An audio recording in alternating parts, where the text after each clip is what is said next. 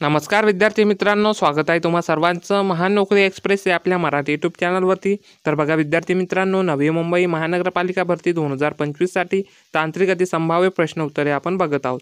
याआधी सुद्धा आपण काही सराव प्रश्नसंच घेतलेले आहे, ते जर बघितले नसेल तर बघून घ्यायचे आहे। व्हिडिओच्या डिस्क्रिप्शनमध्ये लिंक दिलेली आहे आणि नवी मुंबई महानगरपालिका भरती या नावाने प्लेलिस्ट सुद्धा बनवलेली आहे, त्यामध्ये तुम्हाला संपूर्ण व्हिडिओ मिळून जाईल। तर बघा विद्यार्थी मित्रांनो, या व्हिडिओमध्ये आपण 20 प्रश्नांचा सराव करणार आहोत आणि या 20 प्रश्नांपैकी तुम्ही किती प्रश्नांची बरोबर उत्तर दिली हे कमेंट बॉक्समध्ये नक्की कळवायचं आहे। तर चला व्हिडिओला सुरुवात करूया। त्याआधी चॅनलवर नवीन असाल तर चॅनलला सबस्क्राइब करून घ्यायचं आहे आणि व्हिडिओला लाईक आणि व्हिडिओ शेवटपर्यंत पाहायचा आहे। तर चला आजच्या व्हिडिओला सुरुवात करूया। तर बघा आजचा पहिला प्रश्न असणार आहे, कोणता संसर्ग लसीने रोखणे अशक्य आहे? ऑप्शन दिलेले आहे, ए देवी, बी टायफॉइड, सी रेबीज आणि डी मलेरिया। तर कोणता संसर्ग हा लसीने रोखणे अशक्य आहे? तर दिलेल्या ऑप्शनपैकी मलेरिया हा संसर्ग जो आहे हा लसीने रोखणे अशक्य आहे, म्हणून या ठिकाणी या प्रश्नाचं योग्य उत्तर होईल ऑप्शन क्रमांक डी। मलेरिया हा संसर्ग लसीने रोखणे अशक्य आहे। या प्रश्नाचं योग्य उत्तर आहे ऑप्शन क्रमांक डी। त्यानंतर बघा प्रश्न क्रमांक 2 दिलेला आहे, नोरोव्हायरस संसर्ग प्रामुख्याने कोणत्या प्रकारे पसरतो? नोरोव्हायरस संसर्ग प्रामुख्याने कोणत्या प्रकारे पसरतो? ऑप्शन दिलेले आहे, ए हवेतून, बी दूषित अन्न पाणी, सी रक्ताद्वारे आणि डी कीटकदंश। तर नोरोव्हायरस हा संसर्ग जो आहे हा प्रामुख्याने दूषित अन्न आणि पाणी याद्वारे पसरत असतो, म्हणून या ठिकाणी या प्रश्नाचं बरोबर उत्तर होईल ऑप्शन क्रमांक बी, दूषित अन्न पाणी। नोरोव्हायरस संसर्ग प्रामुख्याने कशा प्रकारे पसरतो? तर दूषित अन्न पाणी। त्यानंतर बघा प्रश्न क्रमांक 3 आहे, कोणत्या संसर्गजन्य रोगात गाठीसारखी सूज येते? कोणत्या संसर्गजन्य रोगामध्ये गाठीसारखी सूज येते? ऑप्शन दिलेले आहे, ए टायफॉइड, बी प्लेग, सी कॉलरा आणि डी कुष्ठरोग। तर बघा प्लेग या संसर्गजन्य रोगामध्ये गाठीसारखी सूज येत असते, म्हणून या ठिकाणी या प्रश्नाचं बरोबर उत्तर काय होईल? तर ऑप्शन क्रमांक बी प्लेग। प्लेग या संसर्गजन्य रोगामध्ये गाठीसारखी सूज येते। त्यानंतर आहे प्रश्न क्रमांक 4, इन्फ्लुएन्झा विषाणूचा सर्वात सामान्य प्रकार कोणता आहे? इन्फ्लुएन्झा विषाणूचा सर्वात सामान्य प्रकार कोणता आहे? ऑप्शन दिलेला आहे, A type A, B type B, type C आणि टाईप डी। तर यापैकी टाईप ए हा जो प्रकार आहे हा प्रकार इन्फ्लुएन्झा विषाणूचा सर्वात सामान्य प्रकार आहे, म्हणून या ठिकाणी या प्रश्नाचं योग्य उत्तर होईल ऑप्शन क्रमांक ए, टाईप ए। प्रश्न क्रमांक 5 आहे, मोतीबिंदूसारखे डोळ्याचे लक्षण कोणत्या रोगात दिसते? मोतीबिंदूसारखे डोळ्याचे लक्षण कोणत्या रोगामध्ये दिसते? ऑप्शन दिलेले आहे, ए ट्रॅकोमा, बी सिफिलिस, सी टीबी आणि डी कावीळ। तर मोतीबिंदूसारखे डोळ्याचे लक्षण जे आहे हे ट्रॅकोमा या रोगामध्ये दिसत असते, म्हणून या प्रश्नाचं योग्य उत्तर होईल ऑप्शन क्रमांक ए, ट्रॅकोमा। मोतीबिंदूसारखे डोळ्याचे लक्षण ट्रॅकोमा या रोगामध्ये दिसते। त्यानंतर बघा प्रश्न क्रमांक 6, SARS रोग कोणत्या विषाणूमुळे होतो? SARS हा रोग कोणत्या विषाणूमुळे होतो? ऑप्शन दिलेला आहे, ए इन्फ्लुएन्झा, बी कोरोना व्हायरस, सी एंडोनोव्हायरस आणि डी आहे रोटाव्हायरस। तर SARS रोग कोरोना व्हायरस या विषाणूमुळे होतो, म्हणून या प्रश्नाचं बरोबर उत्तर होईल ऑप्शन क्रमांक बी, कोरोना व्हायरस। त्यानंतर बघा पुढचा प्रश्न आहे प्रश्न क्रमांक 7, गोनोरिया हा संसर्ग कोणामुळे होतो? गोनोरिया हा संसर्ग कोणामुळे होतो?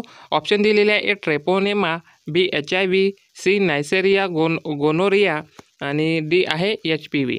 तर बघा गोनोरिया हा संसर्ग जो आहे हा संसर्ग नायसेरिया गोनोरिया यामुळे होत असतो, म्हणून या प्रश्नाचं योग्य उत्तर होईल ऑप्शन क्रमांक सी, नायसेरिया गोनोरिया।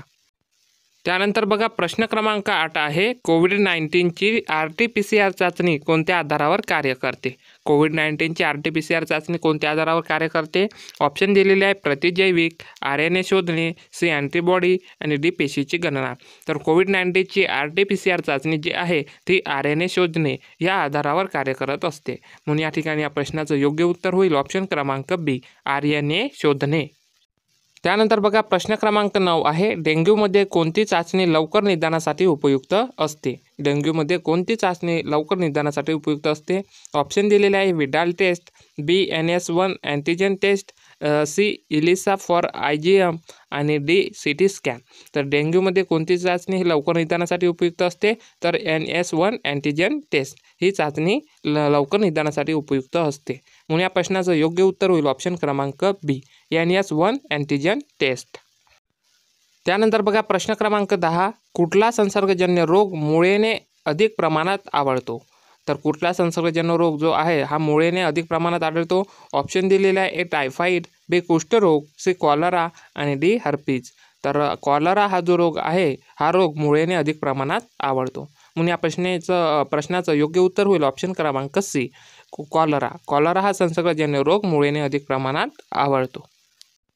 त्यानंतर बघा प्रश्न क्रमांक 11 आहे: H1N1 स्वाईन फ्लू कोणत्या प्रकारच्या विषाणूशी संबंधित आहे? H1N1 स्वाईन फ्लू कोणत्या प्रकारच्या विषाणूशी संबंधित आहे? ऑप्शन दिलेले आहे: कोरोना व्हायरस, बी इन्फ्लुएन्झा ए व्हायरस, सी डेंग्यू व्हायरस आणि डी आहे पॅरामॅक्सो व्हायरस. तर बघा H1N1 जो आहे हा कोणत्या विषाणूशी संबंधित आहे? तर इन्फ्लुएन्झा ए व्हायरस या प्रकारच्या विषाणूशी संबंधित आहे.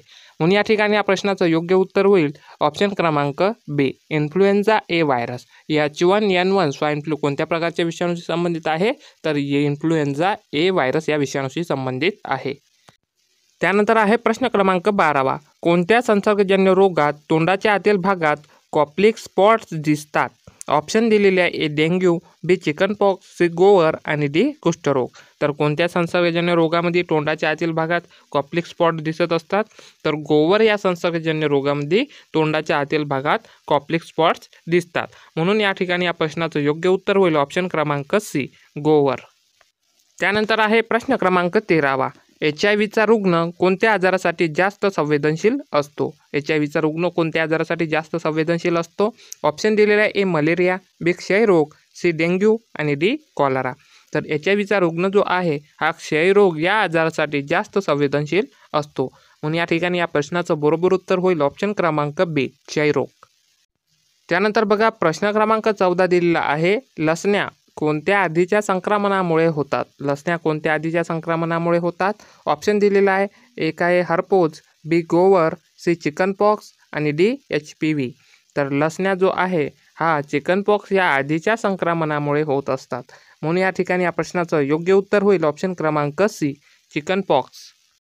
त्यानंतर बघा पुढचा प्रश्न दिलेला आहे प्रश्न क्रमांक 15. कोणत्या संसर्गजन्य रोगासाठी मॅन्टॉक्स चाचणी वापरली जाते? कोणत्या संसर्गजन्य रोगासाठी मॅन्टॉक्स चाचणी वापरली जाते?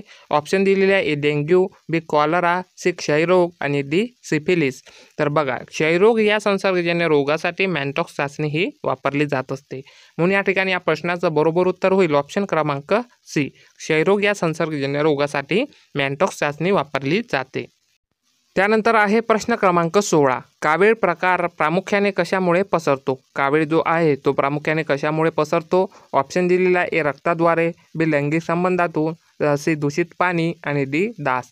तर बघा कावीळ जो आहे हा प्रामुख्याने दूषित पाणी यापासून पसरत असतो. म्हणून या ठिकाणी या प्रश्नाचं बरोबर उत्तर होईल ऑप्शन क्रमांक सी, दूषित पाणी. त्यानंतर आहे प्रश्न क्रमांक 17. कोणता रोग मुख्यतः भारतात एलिमिनेशन टार्गेटसाठी केंद्रित आहे? कोणता रोग मुख्यतः भारतामध्ये एलिमिनेशन टार्गेटसाठी केंद्रित आहे? ऑप्शन दिलेला आहे: ए मलेरिया, बी कॉलरा, सी कुष्ठरोग, डी सिफिलिस. तर मलेरिया हा जो रोग आहे हा रोग मुख्यतः भारतात एलिमिनेशन टार्गेटसाठी केंद्रित आहे. म्हणून या ठिकाणी या प्रश्नाचं योग्य उत्तर होईल ऑप्शन क्रमांक ए, मलेरिया. त्यानंतर बघा प्रश्न क्रमांक 18 आहे: टायफॉईडच्या उपचारासाठी कोणते औषध वापरले जाते? टायफॉईडच्या उपचारासाठी कोणते औषध वापरले जाते? ऑप्शन दिलेले आहे: ए असायक्लोव्हिर, बी ओसेल्टामिव्हिर आणि सी आहे सिप्रोफ्लॉक्सासिन आणि डी एफोटेरिसिन बी. तर यापैकी कोणते औषध वापरले जाते टायफॉईडच्या उपचारासाठी? तर ऑप्शन क्रमांक सी, सिप्रोफ्लॉक्सासिन हे औषध टायफॉईडच्या उपचारासाठी वापरले जाते. म्हणून या ठिकाणी या प्रश्नाचं योग्य उत्तर होईल ऑप्शन क्रमांक सी, सिप्रोफ्लॉक्सासिन हे औषध टायफॉईडच्या उपचारासाठी वापरले जाते. त्यानंतर बघा प्रश्न क्रमांक 19. कोणता संसर्गजन्य रोग सर्पदंशाशी संबंधित नाही? ऑप्शन दिलेले आहे: ए टिटॅनस, बी रेबीज, सी प्लेग, डी कुष्ठरोग.